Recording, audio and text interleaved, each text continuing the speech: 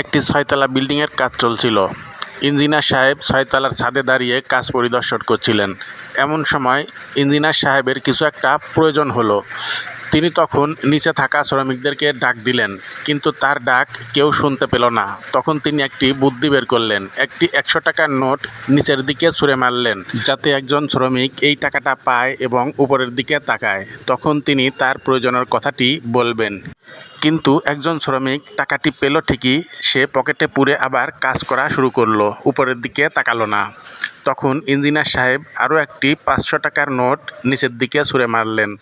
তখন আরও একজন শ্রমিক ওই 500 টাকার নোটটি পেয়ে পকেটে পুরে আবার কাজ করা শুরু করলো, সেও উপরের দিকে তাকালো না। এবার ইঞ্জিনিয়ার সাহেব একটু বিরক্ত হয়ে গেলেন। তিনি একটি পাথরের টুকরো নিচের দিকে ছুঁড়ে মারলেন এবং একজন শ্রমিকের মাথায় টক্কাস করে গিয়ে পড়ল।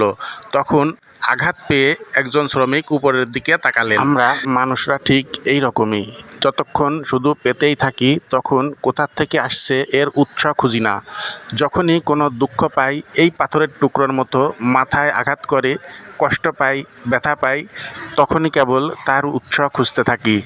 মহান সৃষ্টিকর্তা আমাদেরকে অসংখ্য নিয়ামত দিয়ে রেখেছেন, আমরা কখনোই সেসবের উৎস খুঁজতে চাই না। যখনই কোনো দুঃখ পাই, ঠিক ওই পাথরের আঘাতের মতো কষ্ট পাই, তখনই কেবল সৃষ্টিকর্তার দরবারে হাত তুলি।